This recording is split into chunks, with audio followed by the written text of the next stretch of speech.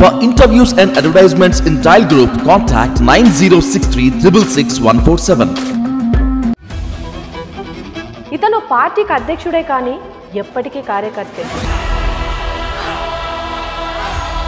ఈరోజు తెలంగాణలో BJP party ఇంత స్ట్రాంగ్గా మారడంలో కీలక పాత్ర పోషించారు. మీరు ఎంత బలవంతులు అని అనుకున్నా ఈసారి సికింద్రాబాద్లో బీజేపీ కష్టంగానే ఉన్నది అని అంటున్నారు. నేనే అంటున్నా కదా కష్టంగా. బీజేపీ పార్టీలో అభ్యర్థులు లేరు, ఎప్పుడు పక్క వాళ్ళని లాక్కోవడమే అనేటట్టే ఒక విమర్శ ఉన్నది. బీఆర్ఎస్ అంతా పోయింది. బీఆర్ఎస్ చాలా మంది 20 మంది పోయి ఇప్పటికే ఇంకెవరు ఉండరు. బీఆర్ఎస్ ఖాళీ. బీఆర్ఎస్ బీజేపీ రెండు పార్టీలు ఒకటే అని కాంగ్రెస్ వాళ్ళు విపరీతంగా విమర్శలు చేస్తూ ఉంటారు. కాంగ్రెస్ పార్టీలో పెరిగాడు ఆయన, కాంగ్రెస్ పార్టీలో పుట్టాడు, టీఆర్ఎస్ పెట్టాడు, టీఆర్ఎస్ నుంచి ఇప్పుడు బీఆర్ఎస్ పెట్టాడు. కాబట్టి రేపు ఏమవుతాడో తెలియదు. లోక్సభ ఎన్నికల కోసమే కవితను అరెస్ట్ చేసిండ్రా? లోక్సభ ఎన్నికల ఫలితాలను ఎక్కువ తీసుకొచ్చుకోవాలని చెప్పేసి కవిత అరెస్ట్ అనేది ఒక ప్లానింగ్. ఢిల్లీలో జరిగినటువంటి బీరు బ్రాండీ వ్యాపారం కేసు, అది తెలంగాణ కేసు కాదు. మీ ఫోన్ కూడా రీసెంట్గా ట్యాప్ అయినట్టున్నది కదా. దానికి రెస్పాన్సిబిలిటీ ముఖ్యమంత్రే. ఆనాటి కేసీఆర్ ముఖ్యమంత్రి బాధ్యత వహించాలి. ఆయన ఆదేశాలు లేకుండా జరగదు. ఫోన్ ట్యాప్ చేయడం ఒకటే కాదు, నువ్వు ఇన్ని పైసలు లేకపోతే ఇదంతా బయట పెడతానని చెప్పి. పక్కా ప్రత్యర్థులు ఎవరన్నా కాంగ్రెసా బీఆర్ఎస్ఆ? బీఆర్ఎస్ లేదు, బీఆర్ఎస్ థర్డ్ ప్లేస్లో. కరోనా టైంలో బీజేపీ కేవలం కురుకురే ప్యాకెట్ అని మంచడం తప్ప చేసిన అభివృద్ధి ఏం లేదు, చేసిన సహాయాలు ఏం లేవు అని చెప్పేసి ప్రత్యేక పార్టీలు మాట్లాడుతున్నారు. మెంటల్గా వాడు మెంటల్ మాట్లాడతారు. ఎవరు కిషన్ రెడ్డి అంటే సికింద్రాబాద్ ఎంపీ అని చెప్పుకునే విధంగా మీరు తల ఎత్తుకునే విధంగా ప్రవర్తించాను, అదే విధంగా ప్రవర్తిస్తాను. నమస్తే అన్న. నమస్తే తల్లి. మీ ముఖం చూస్తే ఎంత టెన్షన్తో, ఎంత హడావిడిగా, ఎంత బిజీ ఉన్నా కూడా ప్రచారంలో అట్లా ముందుకు పోతున్నారు. జనాల నుంచి రియాక్షన్ ఎట్లుందన్న? రెస్పాన్స్ ఎట్లా వస్తుంది? మంచి స్పందన ఉందమ్మా. అన్ని వర్గాల ప్రజలు, ఇళ్లలో ఉన్నటువంటి గృహిణులు కానీ, లేకపోతే యూత్ కానీ, ఎల్డర్స్ కానీ, వర్కింగ్ కమ్యూనిటీ కానీ, వర్కింగ్ క్లాస్ కానీ, వీళ్ళు వాళ్ళని కాకుండా అన్ని వర్గాల నుంచి నరేంద్ర మోడీ గారి నాయకత్వంలో తిరిగి కేంద్రంలో ప్రభుత్వం రావాలి, ఆయనే ప్రధానమంత్రి కావాలనేటువంటి ఆకాంక్షతో మంచి స్పందన కనిపిస్తుంది. జనాలకు మీరు ఇచ్చే హామీలను వాళ్ళు ఎట్లా రిసీవ్ చేసుకుంటారు అన్న? నేను హామీలు ఇవ్వనమ్మా. ఒక పార్లమెంట్ సభ్యుడిగా ఏం చేయాలో అది చేస్తానని చెప్తాను. నేను అందరిలాగా గ్యారంటీలు ఇచ్చి మొండి చేయి చూపే అలవాటు నాకు లేదు. కాంగ్రెస్ తెలుసు, 6 గ్యారంటీలు ఇచ్చింది, 100 రోజుల్లో చేస్తామని చెప్పింది. ఇంతవరకు 100 రోజులు అయిపోయినాయి, ఆ 4 నెలలు దాటింది, ఇంతవరకు ఏది కూడా అమలు చేయలేదు. కాబట్టి నేను పార్లమెంట్ సభ్యుడిగా మేము as a government of India, కేంద్ర ప్రభుత్వం మేము హామీ ఇచ్చాం. వ్యక్తిగతంగా సికింద్రాబాద్కు నేను ప్రత్యేకంగా సికింద్రాబాద్కు అనేక రకాలుగా డెవలప్మెంటల్ యాక్టివిటీ చేశాను, భవిష్యత్తులో కూడా చేస్తాను. నేను మొన్ననే ఒక పవర్ పాయింట్ ప్రజెంటేషన్గా సికింద్రాబాద్లో ఏం చేశానో లాస్ట్ 5 years ప్రజల ముందు నామినేషన్ కంటే ఒక రోజు ముందు మొన్న చెప్పాను కూడా. దానం, పద్మారావు లాంటి వాళ్ళతో పోటీ కోతున్నారు. ఎట్లా అనిపిస్తుంది అని ఎట్లా పోటీ చేయబోతున్నారు? నేను ఎప్పుడు కూడా నా ప్రత్యర్థులు బలహీనులు అనుకోలేను. ఈవెన్ ఇండిపెండెంట్ క్యాండిడేట్స్ అయినా కూడా వాళ్ళు నాకంటే చాలా బలవంతులు, బాగా కష్టపడి పనిచేయాలి అనే ఆలోచనతో ముందుకెళ్తాను. ఎవరున్న అభ్యర్థులు ఎవరని నేను చూడను, వాళ్ళు నాకంటే బలవంతులు అన్న దాంట్లోనే ముందుకెళ్తాను. నాకంటే బలహీనులని ఎప్పుడు అనుకోను. మీరు ఎంత బలవంతులు అని అనుకున్నా, మీ పార్టీ మీరు ఎంత బలంగా ఉన్నది అని అనుకున్నా, ఈసారి సికింద్రాబాద్లో బీజేపీ కష్టంగానే ఉన్నది అని అంటున్నారు ప్రతిపక్షాలు. మీరేమంటారు? నేనే అంటున్నా కదా తల్లి, కష్టంగా ఉన్నా లేకపోయినా కష్టంగా ఉంది అనుకునే పని చేయాలంటున్నాను. కష్టంగా ఉంది అనుకునే పని చేయాలని కోరుతున్నాను. అనేక సర్వేలు రకరకాలుగా చెప్పినా కూడా నేను దాని మీద డిపెండ్ కాకుండా ఇంకా బలహీనంగా ఉన్నా, మేము ఇంకా బాగా కష్టపడాలి, మంచి మెజార్టీ రావాలి, గతంలోకి వచ్చిన కంటే ఎక్కువ మెజార్టీ రావాలి అనే దాంట్లోనే నేను నాకు పార్టీ కార్యకర్త కష్టపడుతున్నాం. ఎలక్షన్ టైంలోనే ఇంకా మేము కష్టపడుతున్నాము అని అంటే మరి జనాలు మీ దగ్గర నుంచి నమ్మకంగా ఉండేది ఎప్పుడు అంటున్నా? ఏ ఎలక్షన్ అయినా ఎవరైనా కష్టపడాలమ్మా. ఎంత చేసినా కూడా ఎలక్షన్స్ ఇచ్చిన ఈ 15 రోజులు అందరం కష్టపడాలి. ఓటర్ల దగ్గరికి వెళ్ళాలి, మన గుర్తులు తీసుకుపోవాలి, చెప్పాలి, మరొకసారి కలవాలి, రిక్వెస్ట్ చేయాలి. ఓటర్లు టేక్ ఇట్ గ్యారంటీ తీసుకోవద్దు. ఓటర్లని ఎప్పుడు కూడా మనము ప్రజలే దేవుళ్ళు మనకు, కాబట్టి దేవుళ్ళకి ఎప్పుడు దండం పెడుతుండాలి. కిషన్ రెడ్డి గారు సికింద్రాబాద్కి చేసిన అభివృద్ధి ఏంటిది అని అంటే మీరు ఏం చెప్తారు? చాలా చెప్పిన, నిన్న కాక మొన్న పవర్ పాయింట్ ప్రజెంటేషన్ ఇచ్చిన, మీడియా ద్వారా మొత్తం ప్రజలందరికీ లైవ్ వచ్చింది, అందరూ చూశారు. నేను ఏమేం చేశానో చెప్పాను. ఒక పుస్తకం ప్రింట్ చేశాను. ప్రతి ఇంటింటికి ముఖ్యమైనటువంటి కీ ఓటర్స్ కూడా పుస్తకాలు ఇవ్వబోతున్నాను. అన్న ఇప్పటి వరకు ఈ ఎలక్షన్ మూమెంట్లో, ఎలక్షన్ టైంలోనే కాకుండా నార్మల్ టైంలో కూడా మీరు అక్కడ జనాలకు చాలా బాగా చేసిండ్రు. కానీ ఈ ఎలక్షన్స్ దాని గురించి మాట్లాడితే లోక్సభ ఎన్నికల కోసమే కవితను అరెస్ట్ చేసిండ్రా, లోక్సభ ఎన్నికల ఫలితాలను బాగా ఎక్కువ తీసుకొచ్చుకోవాలని చెప్పేసి కవిత అరెస్ట్ అనేది ఒక ప్లానింగ్ అంటుంటే మీరు ఏం చెప్తారు? కవిత అరెస్ట్ అనేది తెలంగాణకు సంబంధం లేదు, తెలంగాణ రాష్ట్రానికి సంబంధం లేదు, తెలంగాణ రాష్ట్ర రాజకీయాలకు సంబంధం లేదు, భారతీయ జనతా పార్టీకి సంబంధం లేదు, టీఆర్ఎస్ పార్టీ కూడా సంబంధం లేదు ఆ లెక్కన చూస్తే. ఎందుకంటే ఇదంతా కూడా ఢిల్లీ కేసు, ఢిల్లీలో జరిగినటువంటి బీరు బ్రాండీ వ్యాపారం కేసు, అది తెలంగాణ కేసు కాదు. ఢిల్లీ ప్రభుత్వము ఆ ప్రభుత్వం చేసినటువంటి అక్రమాలు, మోసాలు, వందల వేల కోట్ల రూపాయలు ప్రజాధనాన్ని దోపిడీ చేసిన సందర్భంగా అక్కడ ఉన్నటువంటి ఐఏఎస్ ఆఫీసర్స్ వాళ్ళు భయపడిపోయి మేము ఎక్కడ జైల్లోకి పోవాల్సి వస్తుందని వాళ్ళే మొత్తం డాక్యుమెంట్స్ అన్ని కూడా ఇన్వెస్టిగేషన్ ఏజెన్సీకి ఇచ్చి ఇన్వెస్టిగేషన్ చేయమన్నారు. ఆ రకంగా ప్రారంభమైంది. అక్కడ ఢిల్లీ ప్రభుత్వం మీద దర్యాప్తు చేస్తుంటే తీగ లాగితే డొంక కదిలినట్టు ఈమె వచ్చింది తప్ప ఈమె కోసం దర్యాప్తు పెట్టలేదు. ఈమె కేసు కాదు అది. అంటే లోక్సభ ఎన్నికల ఫలితాల కోసం అయితే కవిత గారిని కేసులకు, లోక్సభ ఎన్నికలకు సంబంధం లేదు, తెలంగాణకు సంబంధం లేదు, కవిత కోసం కేసు పెట్టలేదు మేము. కేసు జరిగింది అక్కడ ప్రభుత్వము, ఇన్వెస్టిగేషన్ ఏజెన్సీ ఆ ప్రభుత్వం కోసం. ఇప్పటికే డిప్యూటీ చీఫ్ మినిస్టర్ జైల్లో ఉన్నాడు, చీఫ్ మినిస్టర్ జైల్లో ఉన్నాడు. అది పెద్ద కేసు అమ్మా, ఈమెది మామూలు కేసు. అయితే వీళ్ళు ప్రతిపక్ష పోళ్ళు ఒక మాట అంటూ ఉంటారు, మోడీ గారు వచ్చిందంటే ఇక్కడ ఈడీ జరగాల్సిందే, ఎవరినో ఒకరిని అరెస్ట్ చేయాల్సిందే, అట్లా జరిగి ఎక్కువ ఎన్నికల మూమెంట్లో ఎక్కువ మూమెంట్ తీసుకొచ్చుకుంటారు బీజేపీ వాళ్ళు అని చెప్పేసి ప్రతిపక్షంలో ఒక మాట మాట్లాడుతుంటారు. అండ్ మోడీ గారు వచ్చే టైంలోనే కవిత గారిని అరెస్ట్ చేయడం జరిగింది కదా. సో అది మోడీ గారికి టూర్కు కవితకు అరెస్ట్ సంబంధం ఉండదు. మోడీ గారు అనేక సార్లు వచ్చారు, లాస్ట్ 3 monthsలో ఒక 7-8 సార్లు వచ్చారు, 2 సార్లు నైట్ హాల్ట్ ఉన్నారు ఇక్కడ. కాబట్టి ఈడీఏ అనేది కోర్టు ద్వారా అరెస్ట్ చేసి కోర్టు ముందు ప్రజెంట్ చేస్తారు. కోర్టు అందులో ప్రాథమికమైనటువంటి నేరం ఉన్నదనేటువంటి భావిస్తేనే వాళ్ళకు జ్యుడిషియల్ కస్టడీ పంపిస్తారు. ఏ రకమైనటువంటి ఎఫ్ఐఆర్ చూపించకపోతే, ప్రైమ్ ఆఫీసర్ చూపించకపోతే వాళ్ళని జైలు పంపరు. కాబట్టి కోర్టును ఈడీఓ సిబిఐ ఒప్పించింది, చూపించింది. ఈమె బయట ఉంటే గతంలోనే ఫోన్లన్నీ విరగొట్టింది, 10 ఫోన్లు డిస్ట్రాయ్ చేసింది, 10 ఫోన్లు కవితగా డిస్ట్రాయ్ చేశారు, రోజుకు ఒక ఫోన్ వాడింది. కాబట్టి ఈమె బయట ఉంటే ఈ రకంగా సాక్ష్యాలు తారుమారు చేస్తారనే విషయం నేను పేపర్లో ఇలాంటి వార్తల ద్వారా చూశాను. నాకు తెలియదు, చేశారని చెప్పారని చెప్పి ఈడీ కోర్టులో చెప్పారు. కాబట్టి కోర్టు నమ్మి ఆమె జైలుకు పంపించింది, తిహార్ జైలుకు. ఫోన్లను బలగొట్టిండ్రు అంటున్నారు కాబట్టి ఫోన్ ట్యాపింగ్ల గురించి కూడా మాట్లాడుకుందాం. మీ ఫోన్ కూడా రీసెంట్గా ట్యాప్ అయినట్టున్నది కదా? రీసెంట్గా అంటే కేసీఆర్ ముఖ్యమంత్రి ఉన్న ట్యాప్ అయింది. అంటే ఈసారి అందరి ఫోన్లు ట్యాప్ అయింది. గవర్నర్ కూడా చెప్పింది నా ఫోన్ కూడా ట్యాప్ అయింది. డీజీపీ అట్లాంటి కేసీఆర్ కుటుంబ సభ్యుల ఫోన్లే ట్యాప్ చేశాడు కేసీఆర్. కేసీఆర్ కుటుంబ సభ్యుల ఫోన్లు కూడా ముఖ్యమంత్రి ట్యాప్ చేసి పెట్టాడు. అంటే నమ్మకం లేకనా, లేకపోతే ఏదైనా లొసుగులు జరుగుతున్నాయి ఆయనకే తెలవాలి దేనికోసం చేసినది. సో అంటే ఇప్పుడు నెక్స్ట్ టార్గెట్ అయితే కేటీఆర్ అనుకోవచ్చా? కేటీఆర్ గారిని టార్గెట్ చేసిండ్రు అని, లేకపోతే నెక్స్ట్ కేసు కేటీఆర్ మీద పడుతుంది అని అనుకోవచ్చా? ఎవరు, ఏ విషయంలో? మన ఫోన్ ట్యాపింగ్స్ విషయంలో. అది స్టేట్ గవర్నమెంట్ సంబంధించిన కేసు. అది అంటే ఇప్పుడు కల్వకుంట్ల వాళ్ళ ఫ్యామిలీలో నేను అనేది ఎవరైనా రెస్పాన్సిబిలిటీ ఉంటే ఫోన్ ట్యాపింగ్ కేసులో, ఎందుకంటే అఫీషియల్స్ చేశారు కాబట్టి, పోలీస్ విభాగం వాళ్ళు చేశారు కాబట్టి దానికి రెస్పాన్సిబిలిటీ ముఖ్యమంత్రే. ఆనాటి కేసీఆర్ ముఖ్యమంత్రి బాధ్యత వహించాలి. ఆయన ప్రధాన ముఖ్యమంత్రిగా ఉన్నప్పుడే ఈరోజు ఆ ఫోన్ ట్యాపింగ్ కేసు జరిగింది. ఆయన ఆదేశాలు లేకుండా జరగదు. కాబట్టి వాళ్ళు బాధ్యత వహించాలి. తెలంగాణలో ఇప్పుడు మనకి ఎన్ని సీట్లు రాబోతున్నాయి అన్న బీజేపీ? డబుల్ డిజిట్ సీట్స్ వస్తాయమ్మా, 2 అంకెల నెంబర్. అంత కాన్ఫిడెంట్?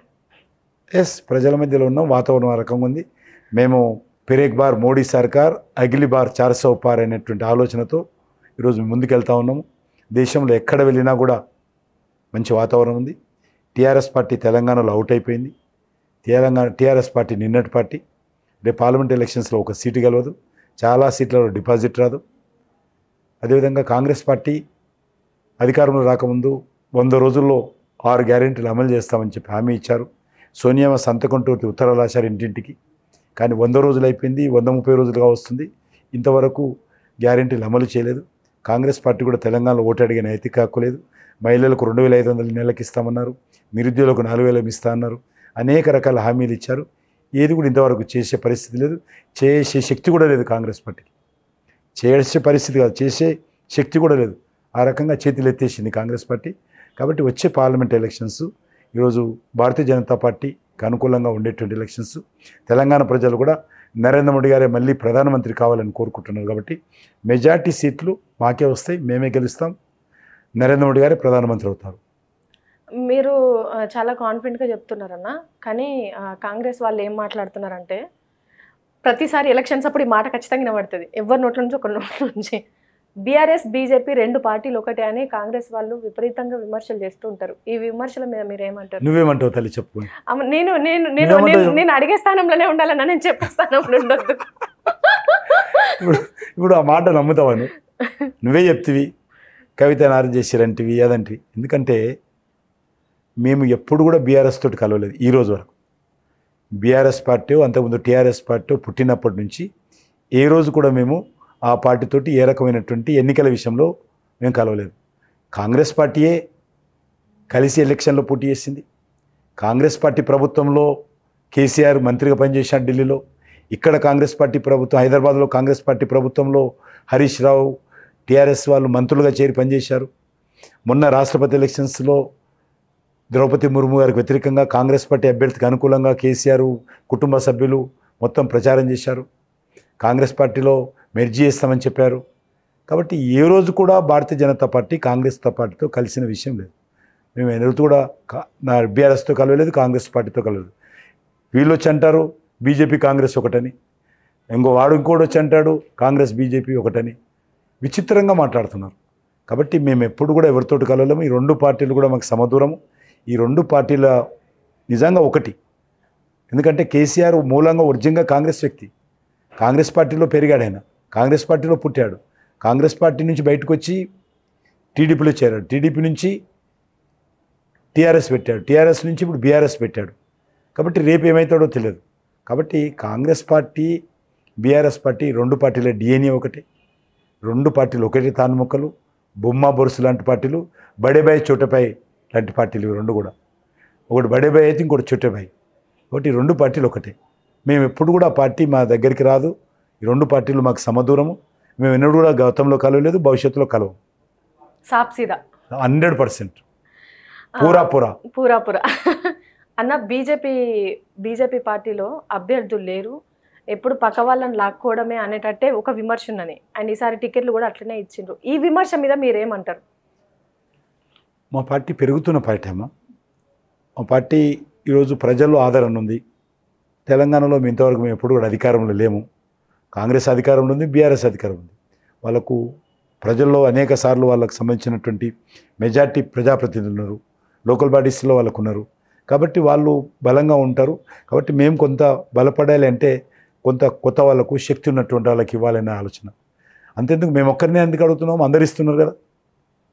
తెలంగాణలో ఈరోజు కాంగ్రెస్ పార్టీ ఎంతమందికి బయట వాళ్ళకి టికెట్ ఇచ్చింది, బీఆర్ఎస్ పార్టీ ఎంతమందికి బయట వాళ్ళకి టికెట్ ఇస్తుంది.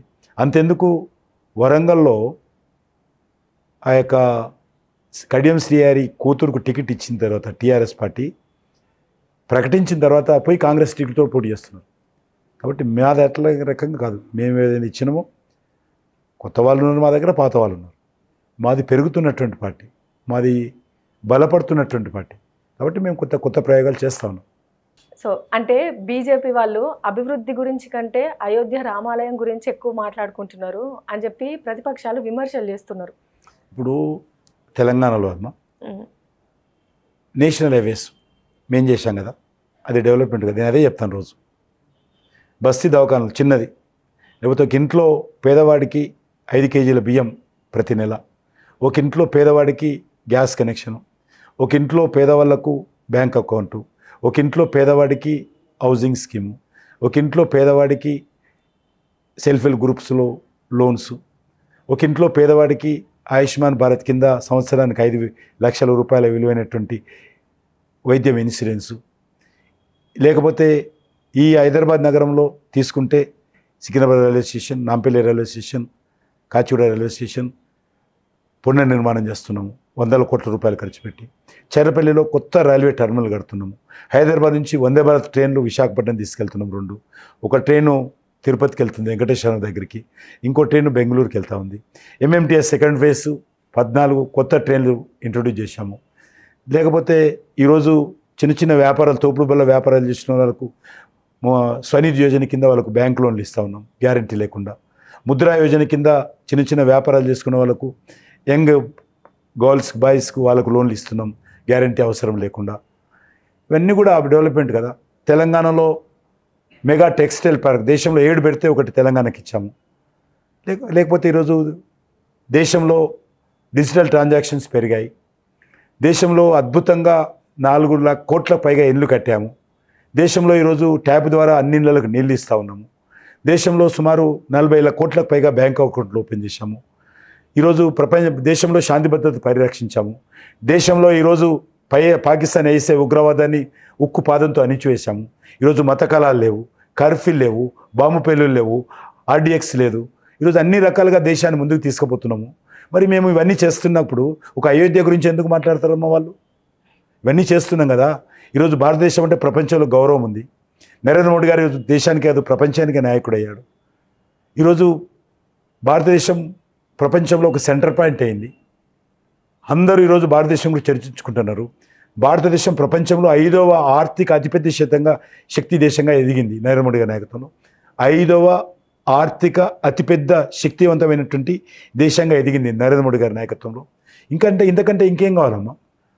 ఈరోజు UK లాంటి మనల్ని పరిపాలించింది అనేక సంవత్సరాలు బ్రిటన్, అటువంటి దేశాన్ని కూడా డెవలప్డ్ కంట్రీ, మన డెవలప్డ్ కంట్రీ కాదు, మనది డెవలపింగ్ కంట్రీ, అభివృద్ధి చెందుతున్న దేశం. అభివృద్ధి చెందిన దేశాలను కూడా వెనుకకి నెట్టేసి మనం లార్జెస్ట్ ఎకనామికల్ కంట్రీగా ఈరోజు మనం ముందుకు వస్తూ ఉంటే ఒక అయోధ్య గురించి మాట్లాడతారు వీళ్ళు, అభివృద్ధి గురించి మాట్లాడరు. దమ్ము ధైర్యం ఉంటే ఏ పార్టీ అయినా సరే, ఏ నాయకుడైనా సరే నరేంద్ర మోడీ గారి నేతృత్వంలో జరిగినటువంటి అభివృద్ధి విషయంలో చర్చకు మీరు ఏర్పాటు చేయి, నేను వస్తా. దమ్ము ధైర్యం ఉంటే రమ్మనండి. అయోధ్య విషయంతో డెవలప్మెంట్ విషయంలో నేను చర్చకు వస్తా, ఏ విషయమైనా సరే. కాబట్టి పనికిరాని మాటలు తల్లి వాళ్ళు మాట్లాడుతుంటారు. చేతగానోళ్ళు, నిరాశ నిస్పృహ ఉన్నోళ్ళు. ఇప్పుడు కాంగ్రెస్ పార్టీకి 40 సీట్లు ఉన్నాయి, నాకు 302 సీట్లు ఉన్నాయి. ఈరోజు 400 సీట్లు టార్గెట్ పెట్టుకున్నా. కాంగ్రెస్ పార్టీ 40 సీట్లు తగ్గుతాయి. కాబట్టి ఏదైనా మాట్లాడతారు ఫ్రస్ట్రేషన్లో. ఫ్రస్ట్రేషన్తో మాట్లాడే మాటలే అంటారు 100%. ఈరోజు ఒక మాట అంటున్నాను తెలుసా, నరేంద్ర మోడీ గారు దేశ ప్రజలను భారతీయ జనతా పార్టీకి అనుకూలంగా ఓటేసే విధంగా ప్రభావితం చేస్తారు. కానీ అదే రాహుల్ గాంధీ దేశ ప్రజలను భారతీయ జనతా పార్టీ గెలిపించే విధంగా ప్రభావితం చేస్తారు. నరేంద్ర మోడీ గారు దేశ ప్రజలను ఓటేసే విధంగా ప్రభావితం చేస్తారు తన పర్యటన ద్వారా. రాహుల్ గాంధీ పర్యటించి భారతీయ జనతా పార్టీని గెలిపించడం కోసం ప్రభావితం చేస్తారు. కాబట్టి రాహుల్ గాంధీ కాంగ్రెస్ పార్టీ నాయకుడు ఉన్న రోజులు మాది పక్కా మేమే అధికారంలో ఉంటాం. అయితే కిషన్ రెడ్డి అన్న, మీ మీద ఉన్న ఒక చిన్న టాక్ ఏంటంటే కిషన్ రెడ్డి గారు మోడీ గారి ఫేస్ని, మోడీ గారి బ్రాండ్ని నమ్ముకొని ఎన్నికల్లో పోటీ చేస్తున్నారు అని అంటున్నారు. ఎంతవరకు నిజం? మా నాయకుడమ్మా, డెఫినెట్గా ఆయన నమ్ముకుంటాను. నేను దేశం కోసం పనిచేసిన, ఆయన మంత్రివర్గంలో పనిచేసిన, మినిస్టర్గా పనిచేసిన నేను. ఆయన నాయకత్వంలో 5 సంవత్సరాలు దేశంలో సేవ చేసిన నేను. కాబట్టి మా నాయకుడు నమ్ముకొని పని చేయకపోతే ఇప్పుడు సోనియా గాంధీ పేరు ఎందుకు చెప్తారు వీళ్ళు? రాహుల్ గాంధీ పేరు ఎందుకు చెప్తారు? లేకపోతే కేసీఆర్ పేరు ఎందుకు చెప్తారు మిగతా వాళ్ళు? కేసీఆర్ పేరు లేకుండా ప్రచారం చేస్తారా? కాబట్టి నా పార్టీ నాయకుడు పేరు చెప్పుకోవడంలో నా రైట్, అది నా హక్కు, నా బాధ్యత కూడా. ఆయన మేనేజ్ చేసి నేను ప్రచారం చేయలేను. అదేవిధంగా నేనేం చేశానో పుస్తకం ప్రింట్ చేసి ఇస్తున్నా ఇంటింటికి, చదివి ఓటేయమంటున్నాను. నేను మొన్న చెప్పాను, మీకు తెలియదేమో, నేను చేసిన పనులను చూసి ఓటేయమంటున్నాను.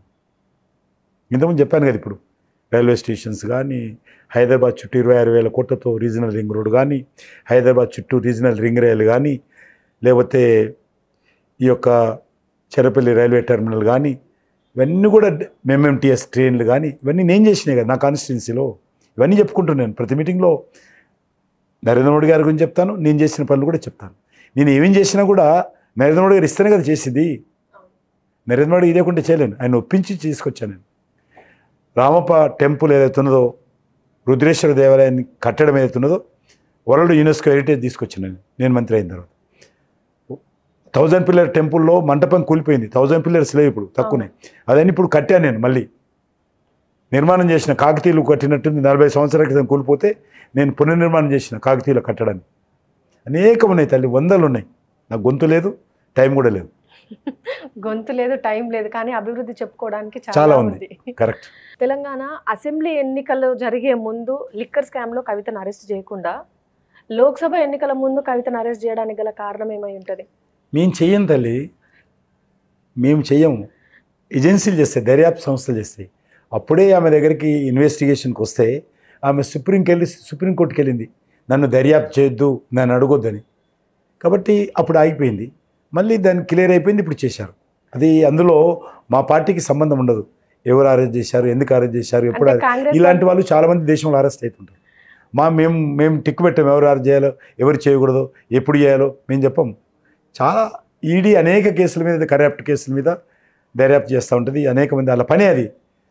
ఈడీ పని కావచ్చు, సిబిఐ పని కావచ్చు, అవినీతి పరుల గురించి ఎప్పుడు ఆరా తీసి దర్యాప్తు చేయడం కోసమే పెట్టిరు ఆ సంస్థలు. నేను పెట్టలే, కాంగ్రెస్ వాళ్ళు పెట్టిరు అవి.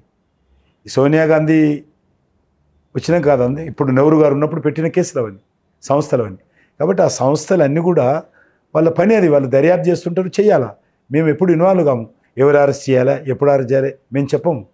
అయితే కాంగ్రెస్ వాళ్ళు అంటున్నది ఏంటంటే బీఆర్ఎస్కి బీజేపీకి సంబంధం లేదు అని చెప్పుకోవడానికి లోక్సభ ఎన్నికల ముందు అరెస్ట్ చేయించి అడ్వాంటేజ్ తీసుకున్నారు అని చెప్పేసి అంటున్నారు. మాకు అప్పుడు లేదు సంబంధాలు, ఇప్పుడు లేదు సంబంధాలు. మీకే అప్పుడు సంబంధం ఉన్నాయి. ఇక్కడ రాజశేఖర రెడ్డి గారు ముఖ్యమంత్రి ఉంటే కేసీఆర్ తన ఎమ్మెల్యేలందరినీ కాంగ్రెస్ పంపించారు. అర్థమైంది కదా. రాజశేఖర గారు ముఖ్యమంత్రిగా ఉన్నప్పుడు కేసీఆర్ ఆ రోజు టీఆర్ఎస్ ఎమ్మెల్యేలందరినీ రాజశేఖర గారు పంపించారు. మొన్న కేసీఆర్ ముఖ్యమంత్రి అయితే కాంగ్రెస్ ఎమ్మెల్యేలందరూ కేసీఆర్ దగ్గర పంపించింది కాంగ్రెస్ పార్టీ. కేసీఆర్ ముఖ్యమంత్రి ఉంటే కాంగ్రెస్ ఎమ్మెల్యేలందరూ, గెలిచిన వాళ్ళందరూ 18 మంది ఎమ్మెల్యేలు వేస్తే 12 మందిని కాంగ్రెస్ పార్టీ నాయకులు కేసీఆర్ దగ్గర పంపించారు. ఇప్పుడు మళ్ళీ కాంగ్రెస్ పార్టీ అధికారంలో ఉంటే కేసీఆర్ ఆయన ఎమ్మెల్యేలందరినీ మళ్ళీ కాంగ్రెస్ దగ్గర పంపిస్తున్నారు. వాళ్ళ దగ్గర మంచి ఫెవికాల్ బంధం ఉందాం వాళ్ళిద్దరిది ఒక ఫెవికాల్ బంధం. కాబట్టి వాళ్ళు ఈ రకంగా మాట్లాడుతుంటారు. తమ బంధం ఏ రకంగా ప్రజలు తెలుసుకుంటున్నారు. కాబట్టి అప్పుడప్పుడు బీజేపీ మీద రాళ్ళేస్తుంటారు. తెలంగాణలో బీజేపీకి 9 నుంచి 10 సీట్లు వస్తే ఇక్కడ రేవంత్ సర్కార్ కూలిపోతుంది అని మీ నాయకులే అంటున్నారు. అంటే మహారాష్ట్ర, గోవా స్టైల్లో ఇక్కడ రేవంత్ సర్కార్ను పడగొట్టబోతున్నారా మీరు? అది కూలిపోతుందా లేదా అది కాంగ్రెస్ అంతర్గత విషయం, నేను కామెంట్ చేయను. నేను ఒక రాష్ట్ర అధ్యక్షుడిని, కేంద్ర మంత్రిని. ఉంటుందా పోతుందా వాళ్ళ పార్టీ ఇంటర్నల్ విషయం. కానీ నేను ఒకటి మాత్రం మంచి ఒకవేళ కాంగ్రెస్ పార్టీ కూలిపోతుంటే కట్టెలు కట్టి నిలబెట్టాల్సిన బాధ్యత నాకు లేదు. వాళ్ళ ఇష్టం, వాళ్ళ ఇంటర్నల్ విషయం. కాబట్టి నాకు సంబంధించినంత వరకు, బీజేపీకి సంబంధించినంత వరకు ఇంకా వచ్చే 4.5 సంవత్సరాలు నేను వెయిట్ చేయడానికి సిద్ధంగా ఉన్నాను. ఎందుకంటే టీఆర్ఎస్ పార్టీ అయిపోయింది, కాంగ్రెస్ పార్టీ ఒక సంవత్సరం లోపల తీవ్ర వ్యతిరేకత వస్తుంది. నేను ప్రజా ఉద్యమాలు చేపడతాను. కాబట్టి వచ్చే 4.5 సంవత్సరాల తర్వాత జరిగేటువంటి ఎన్నికల్లో భారతీయ జనతా పార్టీ తెలంగాణలో ప్రభుత్వం ఏర్పాటు చేయడానికి అంతవరకు వెయిట్ చేయడానికి కూడా సిద్ధంగా ఉన్నాను. కాబట్టి ప్రభుత్వాన్ని కూల్చాల్సిన అవసరం నాకు లేదు. ఆ ఎజెండా నా ఎజెండాలో కూడా లేదా పని. అంటే తెలంగాణలో గవర్నమెంట్ చేంజ్ అవ్వడానికి ఇఫ్ ఇన్ కేస్ అన్న గవర్నమెంట్ కాంగ్రెస్ గవర్నమెంట్ని, రేవంత్ రెడ్డి గవర్నమెంట్ని కనుక పడగొట్టాలి అనుకున్నట్లయితే అనుకోరు అసలు. అది ఆ థాట్ కూడా లేదు. ఎందుకున్నా మాకు 8 మంది ఉన్నారు, ఎట్లా పడగొడతాం? మాకు ఎమ్మెల్యే ఇన్ కేస్ మీరు పడగొట్టడానికి బీఆర్ఎస్ సహకారం ఏమైనా తీసుకుంటారు? అయినా సరిపోదు కదమ్మా. వాళ్ళ ఎమ్మెల్యేలు అందరూ పోతున్నారు, ఇంకోటి ఉన్నాడు బీఆర్ఎస్ ఏడు ఉంటుందమ్మా. బీఆర్ఎస్ అంతా పోయింది. బీఆర్ఎస్ చాలా మంది 20 మంది పోయి ఇప్పటికే, ఇంకెవరు ఉండరు. బీఆర్ఎస్ ఖాళీ అయిపోయింది. కవిత అరెస్ట్కి ముందు, కవిత అరెస్ట్కి తర్వాత బీజేపీతో పొత్తు పెట్టుకుంటామని బీఆర్ఎస్ ఎప్పుడైనా మిమ్మల్ని కోరిందా? అంటే మా దగ్గరికి రాలేదు, నా దగ్గరికి వచ్చే ధైర్యం లేదు. నేను మంత్రిగా అయినా ఇప్పుడు 4.5 సంవత్సరాలైంది. ఒక్కరోజు కూడా నేను రాసిన ఉత్తరానికి జవాబు ఇవ్వలేదు ముఖ్యమంత్రి గారు కేసీఆర్. నేను మాట్లాడినంత నాతో మాట్లాడలేదు. ఒక శత్రువుగా చూశాడు తప్ప ఒక మంత్రిగా అయినాడు చూడలేను. వీడు మంత్రి కావడం ఏంటి అనే ఫీలింగ్, అహంకారం ఆయనలో ఉండింది. కాబట్టి నేను ఫోన్ చేస్తే కూడా ఫోన్ మీదకి రాలి. కేంద్ర మంత్రిని, క్యాబినెట్ మినిస్టర్ను, అటువంటి ఆయన నా దగ్గరికి వచ్చి పంపించి పొత్తు పెట్టుకొని మాట్లాడే ధైర్యం లేదు. కానీ మోడీ గారు ఒక మాట చెప్పారు మహబూబ్ నగర్లో, కేసీఆర్ను ముఖ్యమంత్రి చేయడం కోసము ఆశీస్సులు ఇవ్వాలని చెప్పి అడిగాడు. అదైతే ప్రధానమంత్రి స్వయంగా చెప్పాడు, నిజామాబాద్లో చెప్పినట్టు. బీజేపీకి తెలంగాణలో పక్కా ప్రత్యర్థులు ఎవరన్నా కాంగ్రెసా బీఆర్ఎస్ఆ? ఇప్పుడు కాంగ్రెస్ పార్టీ, బీఆర్ఎస్ లేదు. బీఆర్ఎస్ థర్డ్ ప్లేస్లో ఉంది. కాంగ్రెస్ పార్టీ ప్రధాన ప్రత్యర్థి మాకు ఇక్కడ. అసలు అసలు ఆ దరిదాపుల్లో కూడా లేదా? ఉండే దరిదాపులు ఎందుకు లేరు? వాళ్ళు చాలా పెద్ద పార్టీ, అధికారం ఉన్న మొన్నటి వరకు. కానీ నాకు తెలిసినంత వరకు దేశంలో ఇంత తక్కువ సమయంలో వచ్చిన 3 నెలల లోపలనే పార్టీ ఇంత అధోగతికి వెళ్ళినటువంటి పార్టీ నేను ఏది చూడలేదు. ఒక టీఆర్ఎస్ని చూస్తాను. ఒక వెలిగి ఇక కేటీఆర్ ముఖ్యమంత్రి అయిపోతాడు, ఈయన ప్రధానమంత్రి అయిపోతాడు, బీఆర్ఎస్ పార్టీ నేషనల్ పార్టీ పెట్టాము. ఎన్ని మాటలు మాట్లాడారో. ఇక అయిపోయింది. మా నాయకుడు దేశ్కి నేత కేసీఆర్, దేశ్కి నేత, మొత్తం తెలంగాణ అంతా కూడా నినాదాలు ఇచ్చారు. ఊరూరా పాపం పసిపిల్లలు, పశువులు, పిల్లలు తాగాల్సిన పాలంతా కూడా కేసీఆర్ పోసి, ఫోటో మీద పోసి పాలన్నీ దుర్వినియోగం చేశారు పాలాభిషేకం పేరుతో. మరి ఏమైంది ఇప్పుడు? రోజు దేశ్కి నేత ఎక్కడ పోయిండు? ఫామ్ హౌస్కి వెళ్ళిపోయాడు. కాబట్టి BRS party out. So BRS party out అంటే మరి 2029 వరకు ఖచ్చితంగా బీజేపీ అధికారంలోకి వస్తుంది. 100% TRS party out. Congress party ప్రజల్లో పూర్వ వ్యతిరేకత వస్తుంది. కాబట్టి భారతీయ జనతా పార్టీ మోడీ గారి నాయకత్వంలో 1 నేషన్ ఎలక్షన్ జరుగుతుంది. నెక్స్ట్ అసెంబ్లీ పార్లమెంట్ విడిగా జరగదు. నేను కేంద్ర మంత్రికి ఇప్పుడు చెప్తున్నాను, మా ప్రధానమంత్రి గారు కూడా చెప్పారు, వచ్చే ఎలక్షన్స్ అసెంబ్లీ పార్లమెంటు దేశంలో ఒకటేసారి జరుగుతాయి. మీకు ఇట్లా కష్టమా ఉండదు. అసెంబ్లీ ఎలక్షన్ ఒకసారి ఇంటర్వ్యూ, పార్లమెంట్ ఎలక్షన్స్కి ఒకసారి ఇంటర్వ్యూ, మీకు ఉండదు. ఇక కష్టమా ఉండదు. అప్పుడు ఒకటేసారి ఇంటర్వ్యూ చేస్తే సరిపోతుంది. పార్లమెంట్కి అసెంబ్లీకి వెళ్ళి ఎన్నికల కోడ్ ఉండడం వల్లనే 6 గ్యారంటీలను పూర్తిగా నెరవేర్చలేకపోయినాము అని కాంగ్రెస్ గవర్నమెంట్ చెప్తున్నది. దానికి మీరేమంటారు? 100 రోజుల కంటే ముందే వచ్చిందమ్మా. 100 రోజులు అయిపోయాకనే కోడ్ వచ్చింది. మీరు ఇచ్చింది 100 రోజులు. 100 రోజులు అయిపోయిన తర్వాతనే కోడ్ వచ్చింది. కాబట్టి తప్పించుకోలేరు మీరు. ఇప్పుడేమంటున్నాడు? ఆగస్టు 15కి అంటున్నాడు. మీరు జూన్ 4th కోడ్ అయిపోతుంది కదమ్మా. జూన్ 4th కూడా వెళ్ళిపోతుంది. జూను, జూలై, మళ్ళీ 2.5 నెలలు ఎందుకు? అంటే ఆ ఎలక్షన్లో మళ్ళీ ఎందుకు అప్పుడు అమలు చేస్తలేను? ఆగస్టు దానికి ఎందుకు మాట్లాడుతున్నావు? ఇప్పుడు 100 రోజులు అన్నావు, 100 రోజులు చేయలేదు. ఇప్పుడు ఏమంటున్నావు? ఆగస్టు అంటున్నావు. ఆగస్టు ఎందుకు? జూన్ 4th కూడా అయిపోతుంది.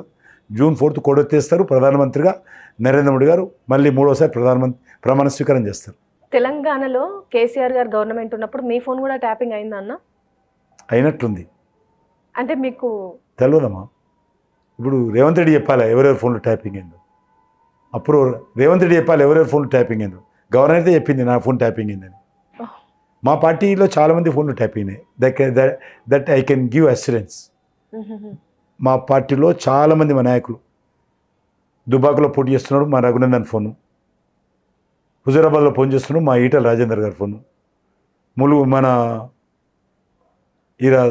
మా నల్గొండలో మునుగోడులో పోటీ చేస్తున్నప్పుడు మా పార్టీ యొక్క మా ఆఫీస్ అకౌంటెంట్ ఫోన్ కూడా ట్యాప్ చేసింది. అకౌంటెంట్, బీజేపీ ఆఫీసులో అకౌంటెంట్ ఉంటాం, ఆయన ఫోన్ కూడా ట్యాప్ చేశారు. అంతెందుకమ్మా చైన్ ఫోన్ ఎవరు? సినిమా యాక్టర్ల ఫోను, ఇండస్ట్రియలిస్ట్ల ఫోన్లు, అందరు ఫోన్లు ట్యాప్ చేసారు వాళ్ళు. భార్యాభర్తల సంభాషణలు కూడా విన్నారు. భార్యాభర్తల మధ్యలో చిచ్చులు పెట్టేటువంటి సంభాషణలు కూడా విన్నారు. అంత దిగజారింది టీఆర్ఎస్ ప్రభుత్వం, ఇంత దుర్మార్గంగా వివరించి. అట్లా ఫోన్లు ట్యాపింగ్ చేయడం వల్ల వ్యక్తిగత జీవితం చాలా ఇబ్బంది అవుతుంది అదే కదా.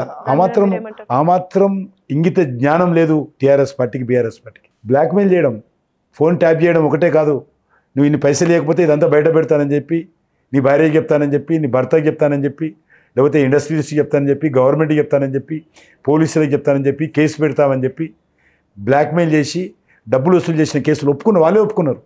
ఇవన్నీ నేను చెప్తున్నాయి కాదు, ఎవరైతే ఆఫీసర్స్ మన ఇన్వెస్టిగేషన్ ఇవన్నీ ఒప్పుకున్న విషయాలు చెప్తున్నాను. నేను ఆరోపణలు చేయడం లేదు. మీ ప్రచార ప్రసార సాధనాల్లో ఇన్వెస్టిగేషన్లో వచ్చినటువంటి వివరాలను బట్టి చెప్తున్నాను. నేను కొత్తగా ఏం చెప్పడం లేదు. సినిమా యాక్టర్లు కూడా చేశారు, ఇండస్ట్రియలిస్టులు కూడా చేశారు. తెలంగాణలో ఆచరణ సాధ్యం కాని 6 గ్యారెంటీలనే హామీలుగా ఇచ్చిందా కాంగ్రెస్ గవర్నమెంట్? తప్పకుండా అమ్మా. ఏదైనా మనం ప్రజలకు హామీ ఇస్తున్నప్పుడు, ఓటు అడుగుతున్నప్పుడు తప్పకుండా ఇది ఎట్లా చేస్తాను. నేను ఇప్పుడు రేవంత్ రెడ్డిని అడుగుతున్నాను, ఇప్పుడు ఈ టైంకు మీరు 400 వరకు హామీలు ఇచ్చారు, అది చేస్తాం ఇది చేస్తామని. 6 గ్యారెంటీలు ఇచ్చారు. ఈ 6 గ్యారెంటీల అమలుకి ఎంత ఖర్చు అవుతుంది? నెంబర్ 1. ఈ ఖర్చు ఏ రకంగా తీసుకొస్తారు, సమకూర్చుకుంటారు నిధులు? మీ దగ్గర ఏమైనా రోడ్ మ్యాప్ ఉందా? మీకు ఏదన్నా రోడ్ మ్యాప్ ఉందని అడుగుతాను. ఏమీ లేదు. అప్పుడు ఎలక్షన్లో ఓట్ల కోసం మా గ్యారంటీలు ఇచ్చారు. ఇప్పుడు నోరెళ్ళ పెడుతున్నారు. ఆ గ్యారంటీ ఎట్లా అమలు చేస్తారో చెప్పలేని పరిస్థితుల్లో నోరు అల్లబెడుతున్నటువంటి పరిస్థితి ఉంది. తెలంగాణలో కరోనా టైంలో బీజేపీ కేవలం కురుకురే ప్యాకెట్ అని మంచడం తప్ప చేసిన అభివృద్ధి ఏం లేదు, చేసిన సహాయాలు ఏం లేవు అని చెప్పేసి ప్రత్యేక పార్టీలు మాట్లాడుతున్నారు. మెంటల్ మాట్లాడతారు అది. ఎందుకంటే నేను ఐఎమ్ ఎన్లీ మ్యాన్. మీరు గాంధీ హాస్పిటల్ సూపరింటెండెంట్ ఫోన్ చేసి అడగండి, లేకపోతే అక్కడ డాక్టర్లను అడగండి, నర్సుని అడగండి. 12 సార్లు గాంధీ హాస్పిటల్ విజిట్ చేసిన నేను. వెంటిలేటర్ మీద ఉన్న పేషెంట్ ఆ రోజు డాక్టర్లు డ్యూటీ చేస్తే ఇళ్ళకి డాక్టర్లు రానివ్వలేదు. సొంత కుటుంబ సభ్యులే. భర్త చనిపోతే భార్య చూడడానికి రాలా, ఎక్కడ కరోనా వస్తుంది. తండ్రి చనిపోతే కొడుకు రాలా, తల్లి చనిపోతే ఆడబిడ్డలు రాలా చూడడానికి. అంత భయంకర వ్యాధి ఉన్నప్పుడు కూడా లెక్క చేయకుండా మొత్తం ఇక్కడ కాదు దేశానికి కరోనా కంట్రోల్ రూమ్కి నేను హెడ్గా పనిచేసాను. నాకు వీళ్ళు పనికిరాని మాట చెప్పి ఒక అనాథాశ్రమం పిల్లల కోసము చిప్స్, పెప్సీ కంపెనీ ఉంటుంది, పేరు విన్నారా మీరు? పెప్సీ కంపెనీలు తయారు చేసిన ప్రొడక్ట్స్ అన్నీ తెచ్చి ఒక 2 లారీల నిండా నా చేతుల మీద కూడా ఒక అనాథాశ్రమం, చిన్నపిల్లలు ఉండేటి అనాథాశ్రమానికి ఇచ్చారు వాళ్ళు. అందులో అనేక వస్తువులతో పాటు పెప్సీ కంపెనీ ప్రొడక్ట్స్ అన్నీ, అందులో కురుకుర కూడా తయారు చేస్తారు. పెప్సీ కంపెనీ తయారు చేసేటువంటి అన్ని వస్తువులతో పాటు అది కూడా ఇచ్చారు. ఆ 2 లారీలు అనాథాశ్రమానికి హ్యాండ్ ఓవర్ చేశాను. అందులో కురుకుర ప్రాజెక్ట్ ఉన్నదని దాని మీద మాట్లాడతాడు ఆయన మెంటల్ గాడు. నేను ఏమేం చేశాను, ఆక్సిజన్ ప్లాంట్ పెట్టాను. ఇప్పుడు నేను పెట్టినటువంటి ప్లాంటు గాంధీ హాస్పిటల్లో ఉంది. పర్మనెంట్ ప్లాంట్, ఆక్సిజన్ ప్లాంట్ పెట్టాను. గాలిలో నుంచి ఆక్సిజన్ తయారు చేసి హాస్పిటల్లో సరఫరా చేస్తుంది. నాకు నీతులు చెప్తారు ఏందమ్మా వీళ్ళు. ఈయన ఎక్కడున్నాడు? ఇంట్లో నుంచి బయటికి రాలేక ఒక్కరోజు కూడా హాస్పిటల్కి రాలా. నేను 12 సార్లు హాస్పిటల్కి పోయిన, గాంధీ హాస్పిటల్. విలేకరులు వచ్చారు నాయంబడి, సాక్ష్యం వాళ్ళే. మీడియా పేపర్లు వచ్చింది, పోయినప్పుడల్లా పేపర్లు వచ్చింది, అన్ని పేపర్లు చూస్తే తెలుస్తుంది. కాబట్టి ఇంకా పనికిరాని మాటలకు నేను జవాబు చెప్పను. అడిగావు కాబట్టి చెప్తాను. నేను ఫస్ట్ టైం నేను చెప్పను. నువ్వు అడిగావు కాబట్టి చెప్తున్నా తల్లి, నేను పోతే చెప్పను. ఎవరు అడిగినా నేను చెప్పను. Thank you.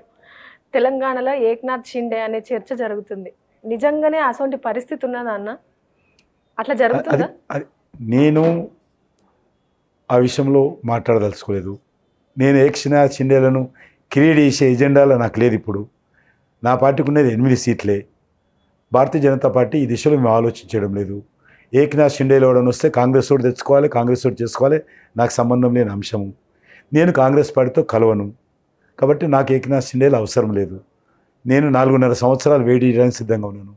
అంతకుముందే ఏక్నాథ్ షిండేలో తీసుకొచ్చుకుంటాం, మా ప్రభుత్వాన్ని పడగొట్టుకుంటాం అంటే వాళ్ళ ఇష్టం, అది నీకు సంబంధం లేని అంశం. కేంద్రంలో 400+ టార్గెట్ అని అంటున్నారు. నిజంగా అంత టార్గెట్ అందుకుంటారా? అందుకుంటే ఎటువంటి మార్పు తీసుకురాబోతున్నారు? ఇంతవరకు ట్రైలర్ మాత్రం చూసినారు మీరు.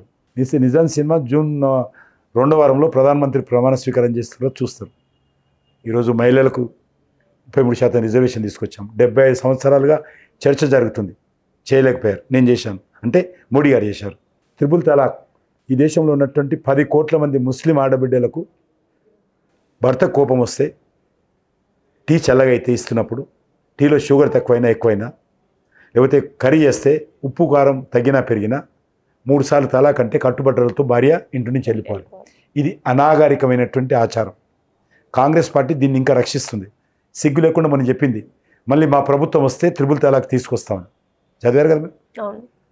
మళ్ళీ ఇప్పుడు చెప్తున్నది, ముస్లిం ఆడబిడ్డల మీద కత్తిలాగా వేలాడుతున్నటువంటిది త్రిపుల్ తలాక్. భర్తకి ఎప్పుడు కోపం వస్తే ఆ కత్తి ఆ భార్య మెడ మీద, ముస్లిం ఆడబిడ్డల మెడ మీద పడుతుంది. అంత భయంకరమైనటువంటి అనాగరికమైనటువంటి ఆచారము త్రిపుల్ తలాక్. ఈరోజు నరేంద్ర మోడీ గారు ఎంతో సాహసంతో, ధైర్యంతో ముస్లిం ఆడబిడ్డల యొక్క హక్కుల పరిరక్షణ కోసం, వాళ్ళ ఆత్మగౌరవాన్ని పెంచడం కోసం ఏమైనా పర్లేదు నేను తీసేస్తానని చెప్పి త్రిపుల్ తలాక్ వ్యవహారాన్ని తీసేశాడు.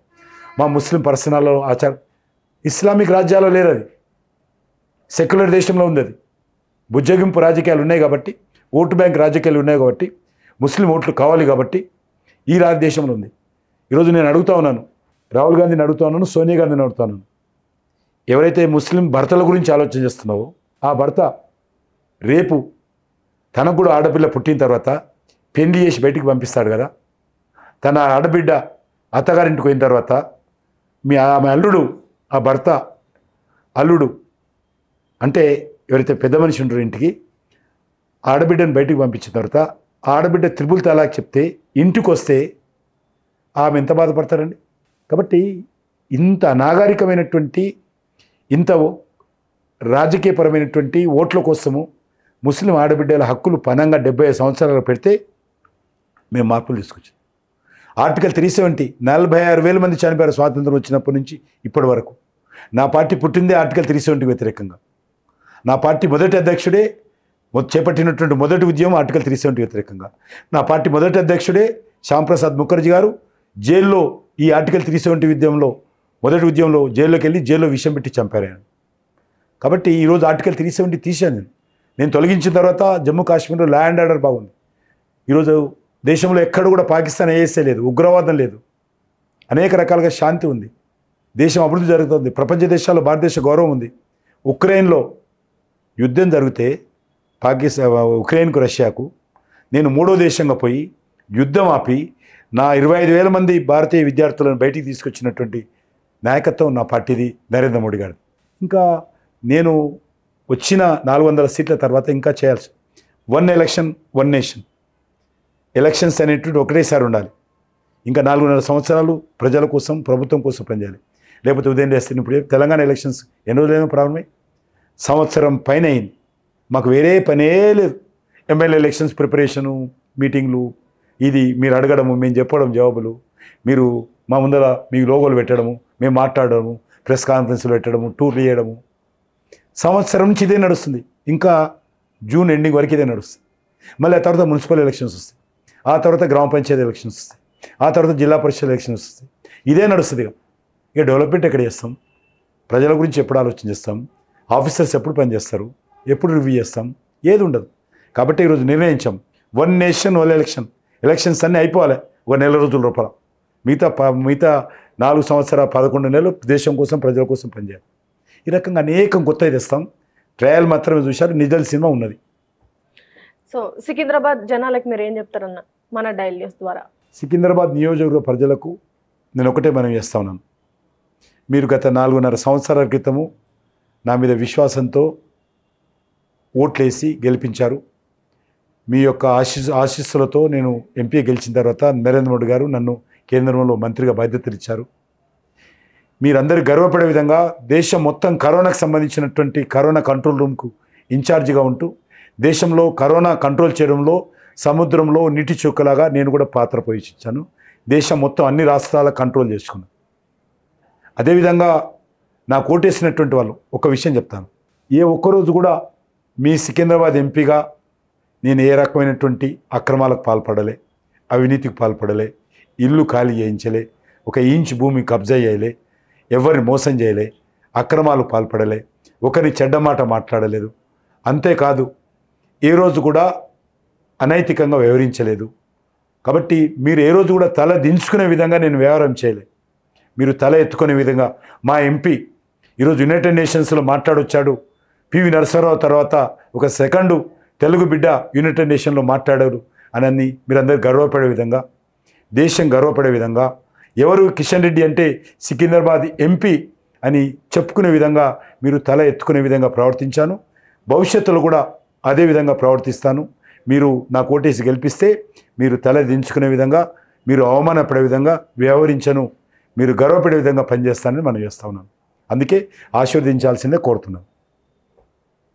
థ్యాంక్ యూ సో మచ్ అన్న. ఇంత బిజీ స్కెడ్యూల్లో కూడా వచ్చిన దగ్గర నుంచి మీ వర్కింగ్ అదంతా కూడా మేము దగ్గర నుంచి చూస్తున్నాము. దాంట్లో కూడా మాకు స్పేస్ ఇచ్చి ఇంత మంచిగా మేము అడిగిన వాటికి అన్నిటికీ కూడా మీరు చాలా ఓపికతో సమాధానం చెప్పారు. Thank you so much. Thank you అమ్మ, ధన్యవాదాలు.